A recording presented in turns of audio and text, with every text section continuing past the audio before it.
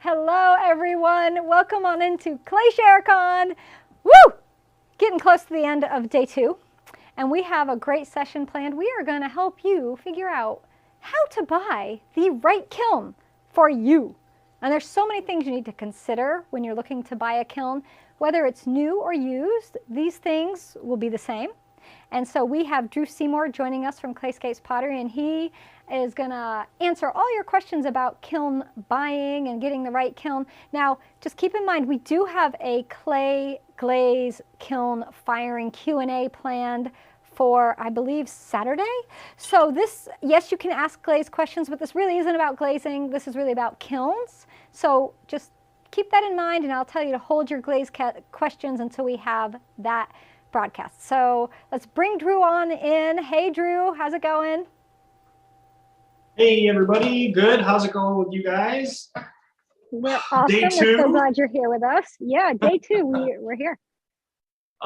So yeah, today we're going to be talking about kilns. I know that we are running a kiln special, and I like to kind of put certain information out there so everybody has a good idea of how I like to do kiln sales, and what's the best way for you as the consumer to kind of think about what kind of kiln you're going to get.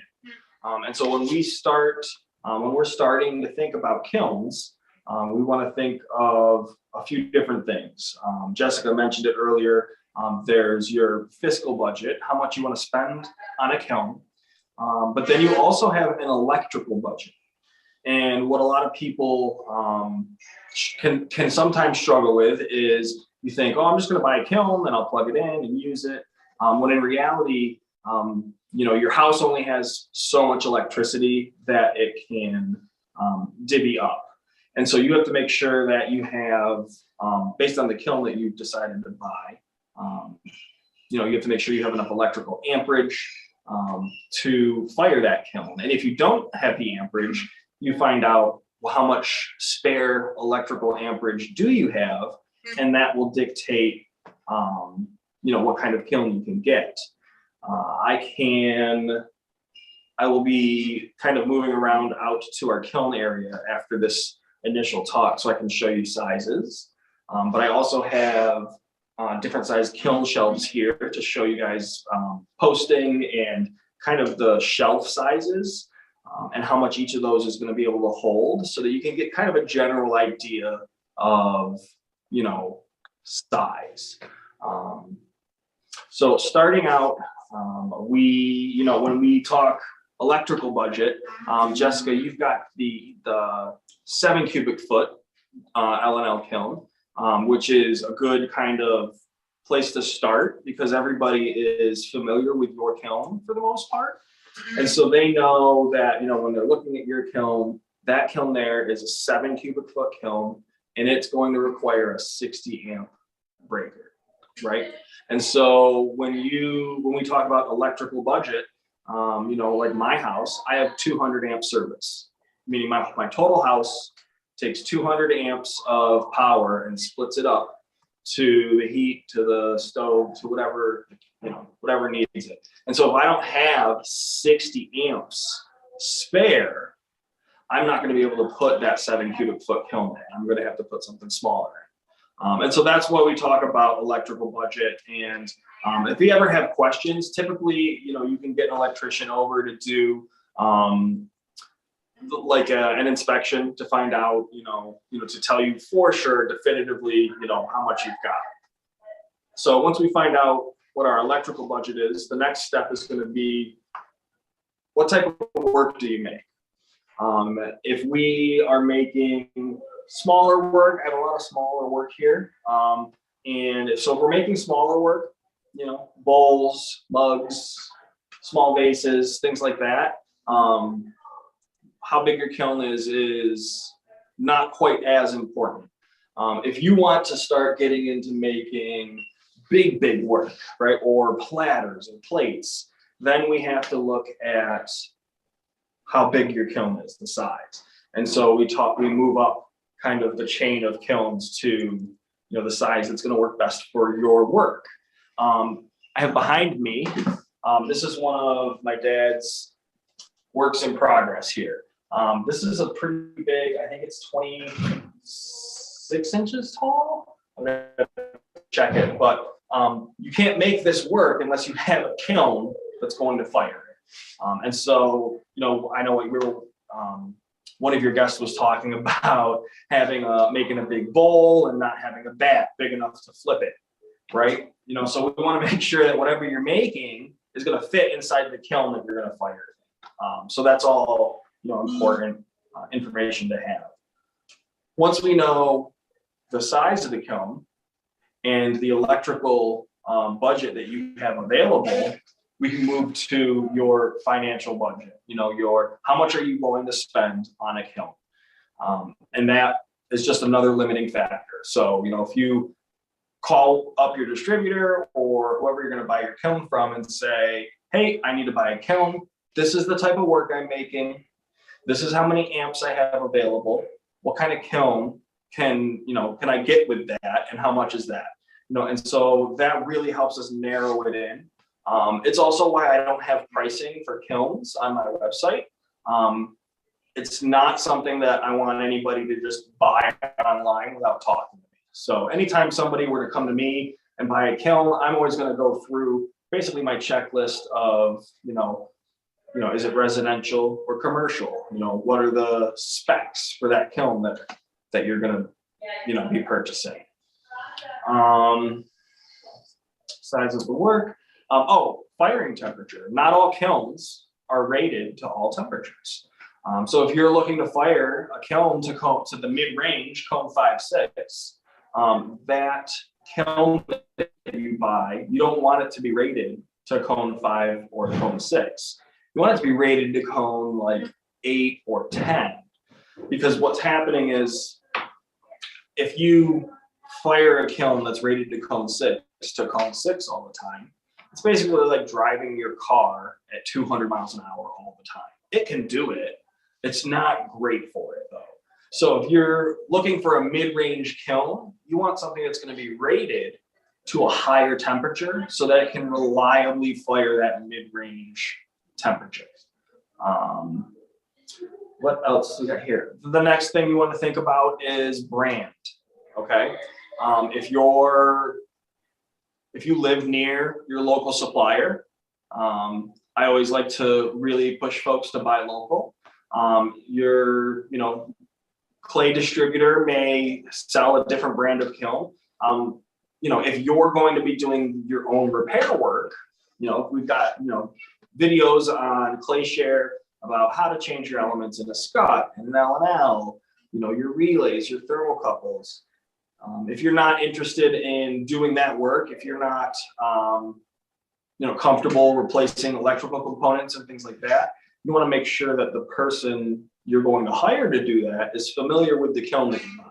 And so, if you live, depending on where you live, they have different kilns kind of for that region. We sell L&Ls and SCUTs and cone arts here at Clayscapes.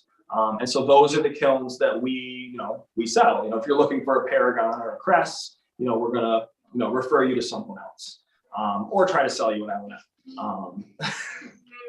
But that's because that's what we have available to us. We find that the L&L kilns are a lot easier to work on. They're a lot more user-friendly when it comes to replacing elements and relays, things like that. But you'd be hard-pressed to find a poor quality, brand new electric kiln. So going through that, once we have all of those things picked out, if you, then we get to talk about size of kilns and things like that. I have some examples of shelves here, so let's scooch over here. This shelf here is a 15-inch kiln shelf, okay? This is going to go in your SCUT 818s. It's going to go in your L&L E18Ss, E18Ts. A 15-inch kiln shelf goes in the kiln that has an 18-inch opening. From there, there's kilns that are smaller. There's kilns that are bigger. Jessica's kiln shelves are all 20 inches. that is these over here. So This is in these my shelves here are E23T. 20. Yeah. Yes. So the Not 23 the kiln that's inch. sitting at Clayscapes. Yes, that one is a 28 inch. So 23 inch kiln opening takes the 20 inch kiln shelves. Repair, buy local, size of your work, firing temp, lead time. Lead time is That's rough good right now. because people are asking right now. Yeah. They want to know, do you have anything in stock? And if not, how long does it take to get a kiln? Well, I have a special announcement for that. So in December, when we very first were talking about the schedule for ClayShareCon, and we ordered 20 kilns for ClayShareCon. They are normally L&L's kilns are 8 to 12 weeks lead time because they're built to order. So if you ordered your kiln, 2 to 3 months is what it's going to take for an L&L kiln. Scuts are currently 6 to 8 months. So a Scut kiln is going to be 6 to 8 months out. A cone art is going to be 4 to 5 months out. Right now, those 20 kilns will be here in March. So anybody looking to buy, yeah, like within the next 2 to 3 weeks. So anybody looking to buy a kiln, looking to take advantage of the ClayShare special, you're going to get your kiln like within the month, basically. What kilns are the ones that you have coming in? What models? Are you going to show us? I can show you. So unfortunately, all the kilns that I have are bigger than the kilns that are coming in. Okay. I can show you our kilns, but I have 7, I think it's 7 of them coming in that are the same size as yours. So the 23 that's the E23T. Yep. I've got 5 of the 23 S's, which are the 2-section model. And then I've got 3 or 4 of the 18 S's, which are the 15-inch kiln shelf with the 2 sections. We got 1 doll kiln and 1 of the 14 S's, which is the size down. Those take a 12-inch shelf. So all of those kilns, we ordered them like early December. 2 28S. Oh, we got 2 28S's, which are wider than the kiln you have. So they're 28. As long as you're not counting my 28S that's sitting there as the one that. No, because that you can't sell my kiln. That one's got the quad elements. Oh, that's right. I got the quad. So all of those kilns are going to be, they all have the Genesis controller. And so if you buy a kiln from us in the next 2 weeks, because we're going to extend the kiln promo through the end of next week, March 5th. That gives everybody time to figure out their electrical budget and get a hold of an electrician if they need to. So if you had a kiln that you wanted, you have time. We're going to do a 2-week special on that. But yeah, you buy the kiln and the furniture kit and you get the free Genesis upgrade, which all of them have. So that's kind of the benefit of buying your kiln now, is because those kilns are going to be a lot quicker to come in. I can show you our kilns here, the kilns that we're going to be doing the demo on Saturday, which is the programming demo on offsets and holds and slow cools, all of that. But I can walk out into the studio here and kind of give you guys an idea of the sizes of the kilns. And you don't have any of the E23s there, but I just want to let everybody know, if you go to ClayShare and watch my last kiln opening, you can see that's an E23T L&L. You're getting 5 or 7 of those. What did you say you were getting? Already sold 7 of those. Oh, okay. So I have a list of kilns that are unspoken for. And as people call and place their orders, I put their name on the list. And so I've sold 3 kilns yesterday. And so those, there's 3 kilns less that are available because they're all kilns that we've got coming in. So if you you can buy watch a kiln my kiln open.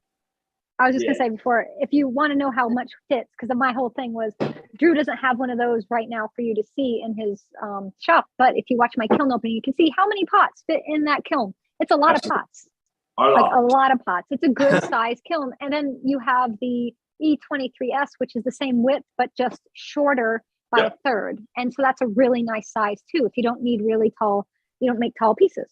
So we're making, and I really like the S model kilns. They're shorter, they're 2 sections tall. So they only have an 18-inch tall interior. But if we think 18 inches, like, I'm going to be able to fire all of this work in there. I make mugs and bowls and, small vases and, all sorts of things up here. Those are all going to fit in an 18-inch kiln. So it's a lot better on your back for loading and unloading that 2-section kiln. You don't have to lean over that top section. So that's why those are pretty popular. The other thing we talk about that I want to talk about is cones. So I have examples of my cones here, all my little conies. And so we fire here in the studio to hot cone 6. And so you can see that this cone is all the way bent over. It's just barely touching. Typically, you want your cone bent to like a 90-degree angle. And that's like a perfect cone.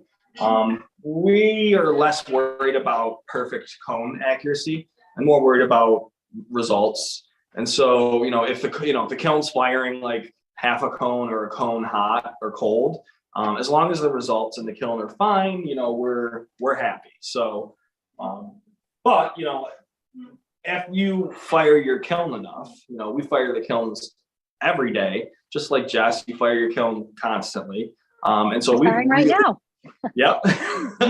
So we've really got it dialed in like perfectly, right? All of our offsets and everything, we get this perfect bend on the cone every time.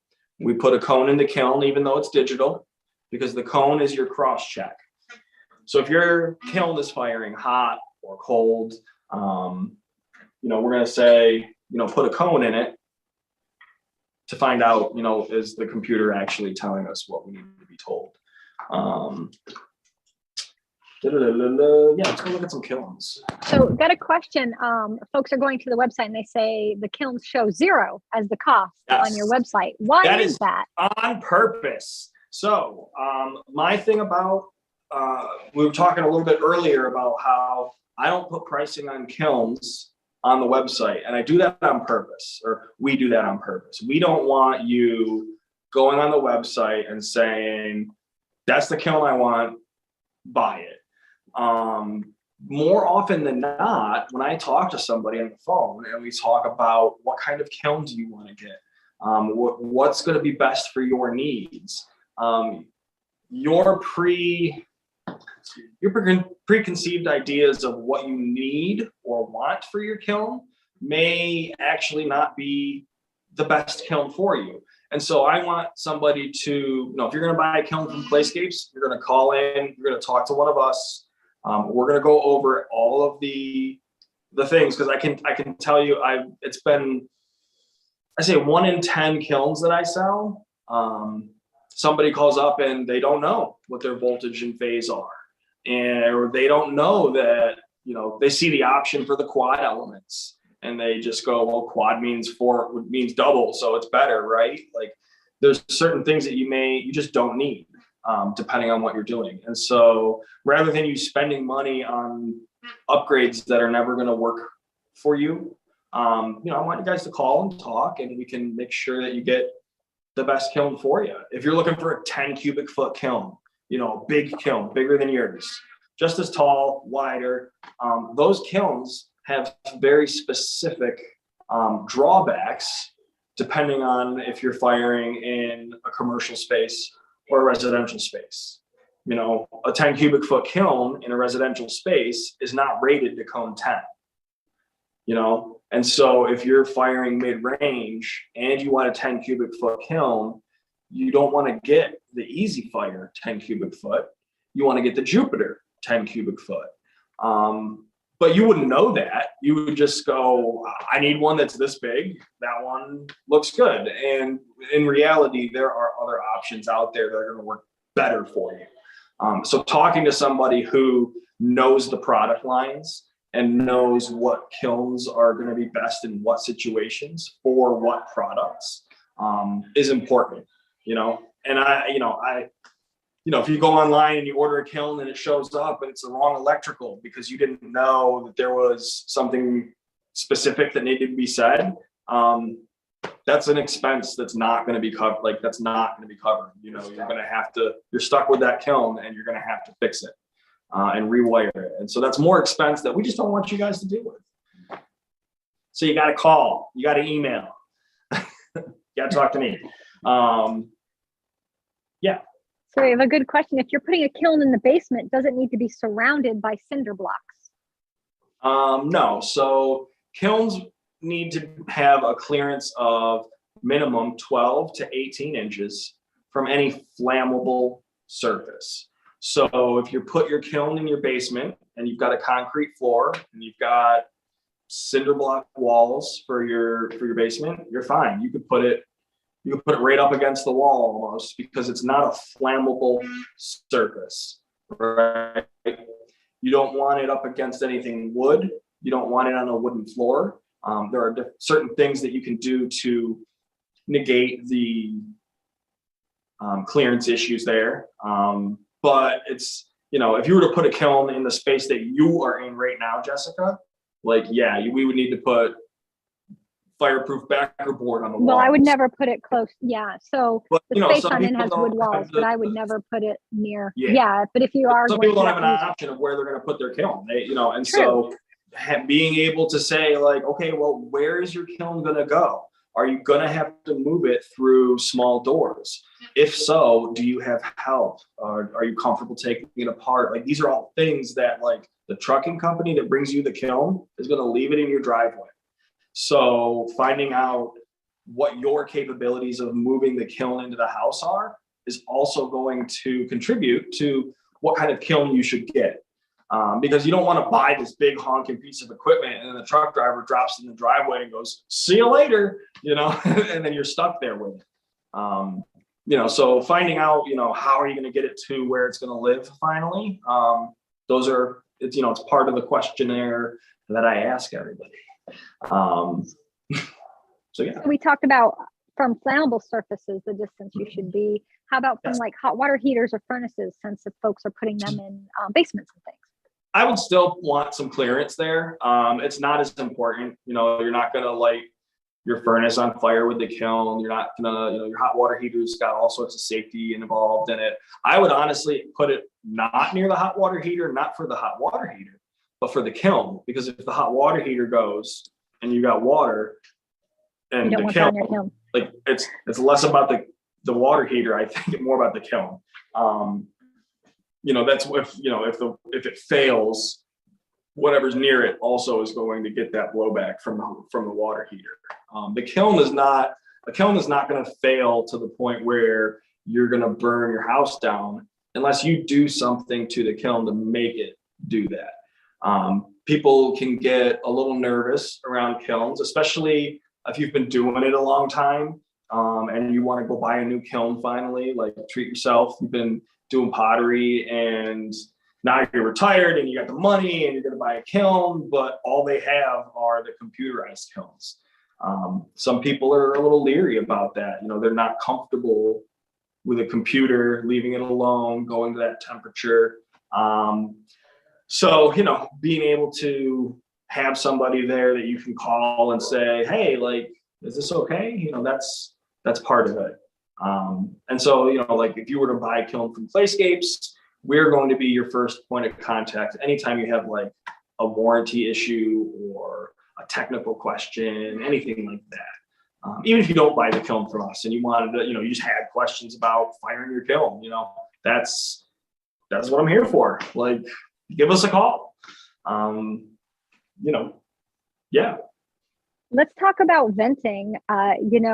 A lot of people don't know about vents. Do you have to have a vent? And should you use a vent? What's the benefit? So venting is important. It is how you vent your kiln has changed over the years. It used to be you had to have like this big hood, like a chef thing, and it would come down over your kiln and vent your kiln. And those worked, they were okay. But really, if you want to vent your kiln, you should really get a downdraft kiln vent. Basically, the difference is just like the kiln vent that you have, it is a hose that attaches to your kiln and pulls any gas straight out of the kiln, rather than the hood vents venting the air around the kiln. They're safer, they're better for your kiln. Venting your kiln with a downdraft kiln vent, with a direct vent basically, is going to prolong the life of your elements. It's going to prolong the life of your metal shell that wraps up the kiln. All that corrosion and rust that you see on your kilns, that's all from the gas that's escaping the clay, leaving the kiln, and then it combines with moisture to stick to the metal, and that corrodes your metal casing. A vent, which attaches directly to your kiln, is going to reduce that significantly. It's going to go straight out of the vent before it even gets a chance to wiggle its way through all the holes and cracks in your brick. And so that's going to really prolong that life. So the other side of that though is ventilation, depending on where your kiln is, isn't always 100% necessary. If your kiln is outside, if you've got it in a 3-season porch, if your kiln is in the garage, and you are not, you're already spending $3,000 on a kiln, you don't want to spend another $500 on an event that you don't necessarily have to have. You can always add a vent later, right? And so as long as your kiln is not in a living space, as long as it's not in your workspace, it doesn't have to be vented. It's better for it if it is vented, but it's not necessary. It's not required. If you're going to put it in your basement, if you're going to put it in your personal studio and it's going to be firing while you're in there, you definitely want to vent it.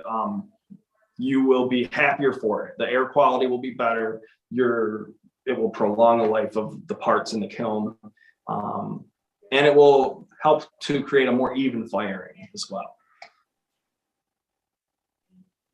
So I want to also add to that, and Drew mentioned it briefly. If you're buying a kiln for the first time and you're going to buy a new kiln and your budget is so much, that's it. You can only get the kiln and the shelves.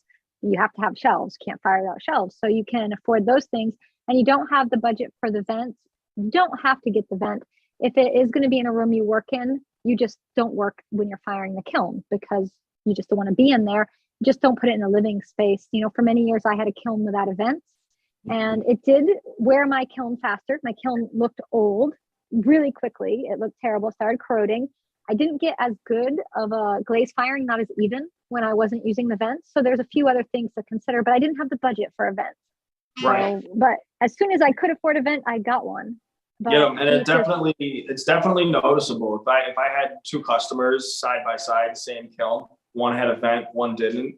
The one that's got the vent is not going to show its age as quickly as the one without the vent.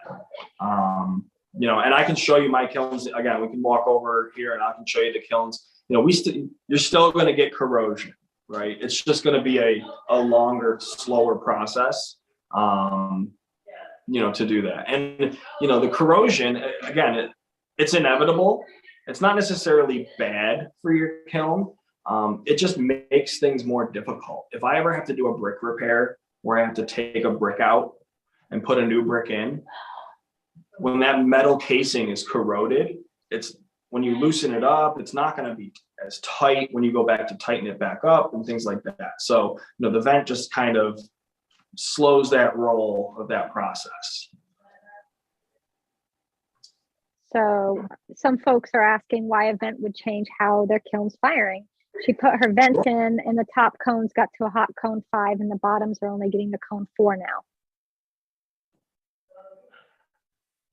A hot cone 5 and 4. It sounds like you need an offset first. Yeah. But having a difference in cone from bottom to top is, I want to say it's pretty common. Until you dial it in just perfectly, you're going to have some variation. Things that can contribute to that: how you load your kiln. How you load your kiln from top to bottom. If you've got a lot of work in the bottom of your kiln, if you've got plates and tiles, and you put a really dense load in the bottom, little short load here, and then another short load, and then another short load, and then you got a lot of big stuff, so this big wide open shelf on top, that's going to cause your kiln to fire unevenly. Your kiln has to work harder to heat up that area of bigger, larger mass in the bottom. And while it's doing that, it's firing the top, which is open and it has air, and so it's going to heat up faster. And so your cones, top to bottom, are going to be different. So you can spread your work out, load your kiln as evenly as possible, top to bottom, front to back, center to sides. You want to make sure you have a nice even load. If your kiln only has one thermocouple, right in the center, and it measures the temperature, you can get a variation in cone top to bottom, because you're only measuring one set of data. What's the temperature inside the kiln right here where the thermocouple is? If you have an L&L kiln, they have 3 thermocouples. They measure temperature in each zone, and then they will correct themselves if you're firing uneven. So if you've loaded your kiln top to bottom, and it's really full at the bottom and empty at the top, the L&Ls can auto-correct themselves. So they can make the bottom hold, or they can make the top hold while the bottom catches up. There are still issues if you are loading unevenly like that. It will throw an error code eventually. But being able to measure the temperature in each zone and then correct each zone's temperature based on what the other 2 are doing is a really handy trick that the L&Ls can do. The other thing about it, a vent, when you put a vent on a kiln, the downdraft kiln vent goes under the kiln, right? So if this is my kiln, the vent goes here, and then there's a motor out here that pulls all the air. And so as we fire our kilns, heat rises, because that's what heat does. But the vent is pulling air down. So as that heat is rising, the vent is pulling air down, evening out your fire. Okay. Now, if your bottom is still firing cooler, I would say it's either a thermocouple issue or a loading issue where the work is it's not doing it. If it's a manual kiln, you can have switches that are bad and things like that. So if you are having that uneven firing issue, give me a call. We can talk about it. I can help you readjust your kiln. We can go over, again, we're going to go over those offsets where we can change the temperature in a zone of your kiln or do a hold, those kinds of things. And that's something that we'll go over on Saturday. On Saturday, when we do that little kiln demo. So we have a question. Can you use a high-powered generator to fire a kiln? I mean, there's a difference with the right kiln? There's a difference between can you and should you. Oh, well. Yeah, you probably could, right? Like, the kiln only takes so many amps. Yeah. It fires, it has X amount of watts, so if you have a generator and it can handle it, there's no reason why. If you live off the grid, there's folks off the grid that's their only option, and it can be done. It's possible. But as a general rule of thumb, it's not the best. I would think it's doable. I would think if you don't have another option, absolutely, that's your option. You do it. But if you have electricity and don't need a generator, then you connect into the grid. You connect. Absolutely. But if you don't have to, I have customers that they're fully moved over to solar, and they have no problems firing their kilns. So having different source of energy is not necessarily like a game changer. It's just a matter of that energy comes from somewhere else. I'm not super familiar with like generators and firing with them and things like that, and safety for generators. So it's hard for me to give like a definitive yes or no on that. But I don't see like, energy's energy, right? So, Yeah, and I see there's a lot of folks that have very detailed situations with their kiln and detailed issues they're having. Yes. And so my suggestion is to reach out to Drew. It's andrew@clayscapespottery.com. So you can email Drew or look up their number and give him a call from Clayscape Pottery. And he will talk to you about each and every issue, because buying a kiln, it's so personal, and every kiln is very different and unique, and every firing issue is very different and unique. So there's no blanket answer Drew can give you for a specific problem that you're having. So we're going to try to cover most of the common things here, but anything really specific, reach out to Drew. He loves a talk.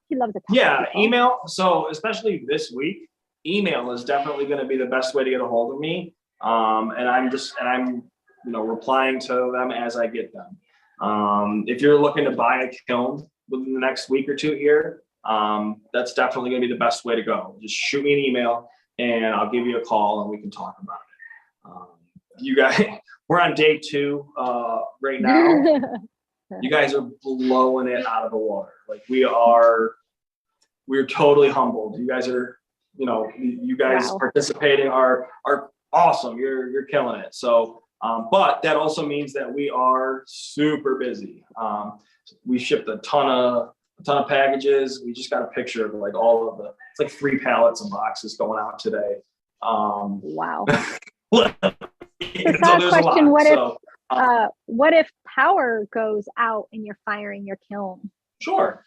So the electric, I say electric all the time, the digital kilns right now, all of your electronically controlled kilns, they're going to have fail safes built into them. So anytime your kiln is firing too unevenly, if it's a significant difference in temperature from one section to another, and it stays different for long enough, the kiln is just going to throw an error code. It's going to say something weird is going on. The temperature's not right from section to section, and so it throws an error code. The same thing's going to happen if your electricity goes out for more than a minute. If your electricity goes out and then it comes right back, your kiln's going to just keep going. It'll throw an error. It'll say error P for power, but it will keep going. If your power goes out and doesn't come on for an hour or 2 hours or something like that, or the night, when the power comes back on, the temperature inside the kiln will have dropped. And because the temperature inside the kiln will have dropped more than a certain, I think it's like more than 50 degrees, the kiln will just throw an error code and it won't start. And so you'll have to just go back and hit the start button and just fire it again. You shouldn't have to reprogram it or anything. You just hit start and clear the error and keep going. But usually if the power goes out, it'll throw that error P for error power.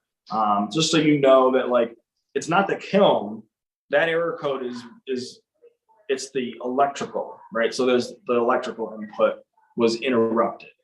So it'll just throw an error code. Yep. All right, so we should look at some kilns. Let's go see some kilns, because we only got 5 minutes left. Oh my gosh. Okay. We're going through. So I am Drew's going to take you through. I'm going to flippity flop this around. Hold on. How do I do that? Here we go.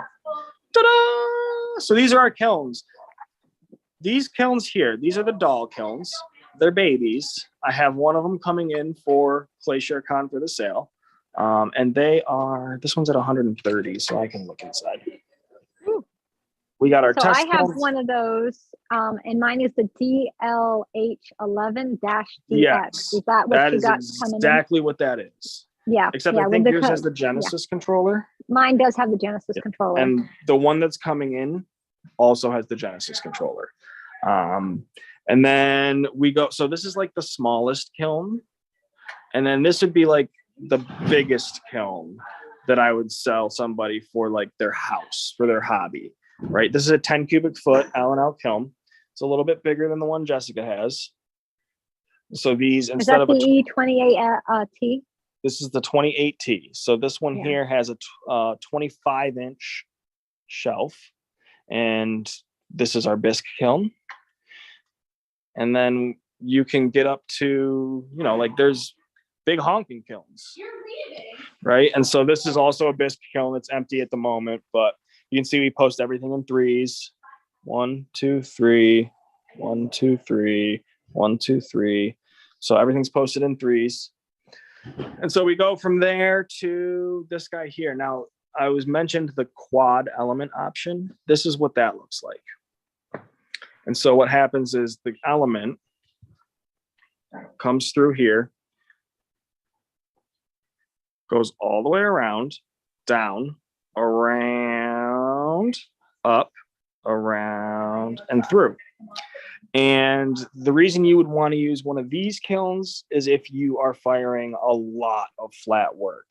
If you're going to have a really dense load of work where every shelf is only 2 or 3 inches separated, the quad element option is going to make sure that you have a nice even firing. It's going to help you not have a cold spot in the center. If you've got a lot of dense work, the bigger kilns, the center here is going to be cold all the way up to the top. And so this here helps kind of eliminate that.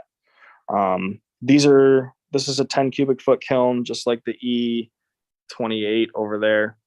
These are the biggest. The ones that I have coming in are the 28S models, and they are 2 sections. So same width, but 2 sections tall. And those seem to be more popular. And there's less electrical nonsense with the short ones because they're rated to cone 10. So those are our kilns. We have this other one here, this square one. But again, I wouldn't recommend the larger rectangles or squares for anybody in like your personal residence. They use a lot more electricity. There's a lot more that goes into the care of those bigger kilns than the smaller ones. So some folks are asking what the benefit of the Genesis controller is. Oh yeah, I love the Genesis. So the Genesis controller is nice. There are some things that the Genesis controller does that the other one doesn't. The touchscreen Genesis controller,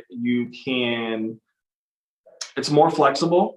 It runs its own diagnostics. So if you think you have an element or a relay issue, you can go in and have it run its own diagnostics. So you don't have to get in there with like the electrical thing and touch the electricity, and that makes people nervous. But the Genesis controller will do that for you. It will run a relay health or an element health diagnostic. You can program what your electric rate is into that kiln, into the Genesis controller. You can plug in your cost per kilowatt hour, and it will then at the end of the firing tell you how much that firing cost. Like what was the cost of that firing. It's different no matter where you live. So, depending on the rates in your area, it'll be more or less. The Genesis controller can also be hooked up to Wi-Fi, so you can fire it and keep track of it on your phone. You can't control it from your phone. You can't start it or stop it.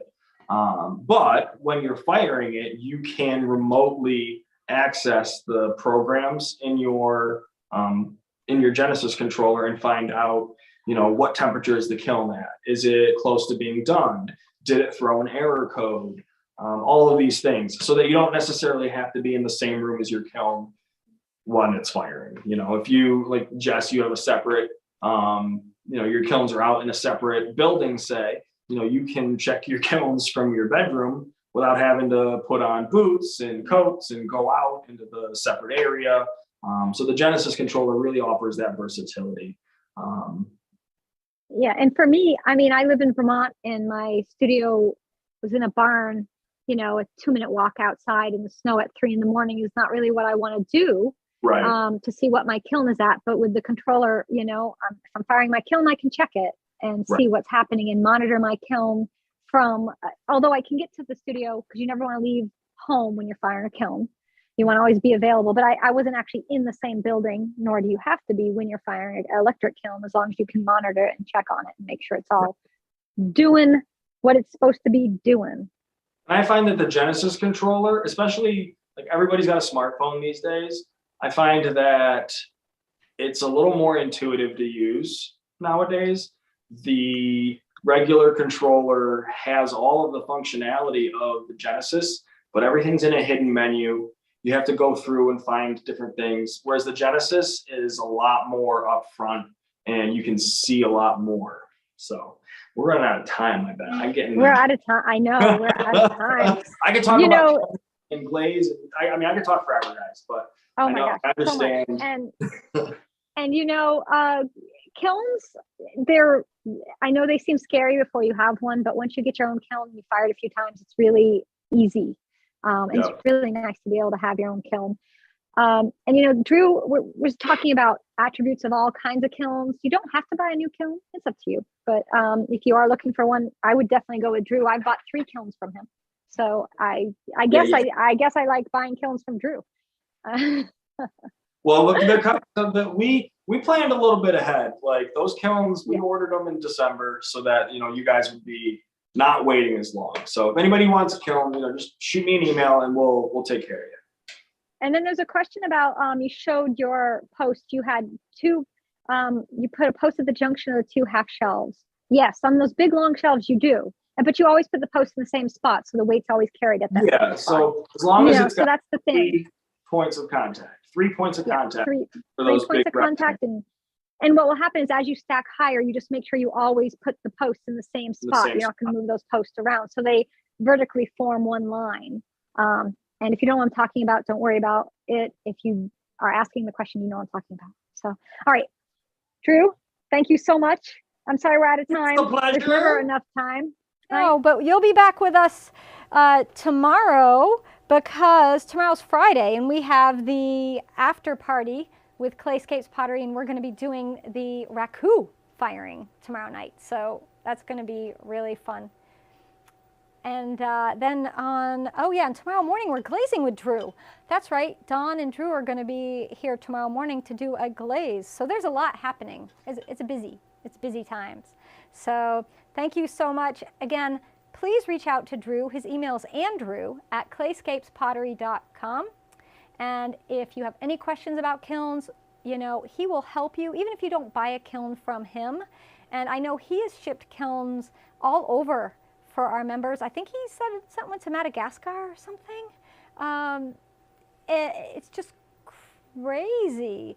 But so if you're looking for a kiln, go ahead. So if you want the schedule to find out what time things are happening, please go to claysharecon.com and you can see the full schedule of events, because we got a ton of stuff happening throughout the next few days. We're going to be taking a little break, and then we're going to be coming back because I'm going to be doing a demo with Diamond Core Tools. Now, originally my next demo was going to be Mishima and Sgraffito in 30 minutes. That's not possible, so I'm going to do Sgraffito, and then I'm going to add another demo onto the whole ClayShareCon of just Mishima. And I hear you're all cheering because now there's an extra tutorial coming just on Mishima. So the next one will just be Sgraffito, and then I'll do a separate Mishima. I think that's going to end up happening Sunday morning at 9.